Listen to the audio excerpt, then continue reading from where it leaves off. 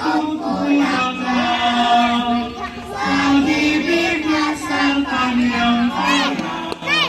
Nakalat kanyang ina at sa kanyang yumian kanya. Dayuhan ay aarin na bayan mo binihan ka dapat laksan mo siya.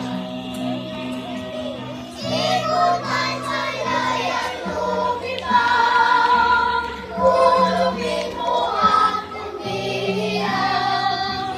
Bayan makayang saktan na at di maglasang kakalpa. Pilipinas kong minumya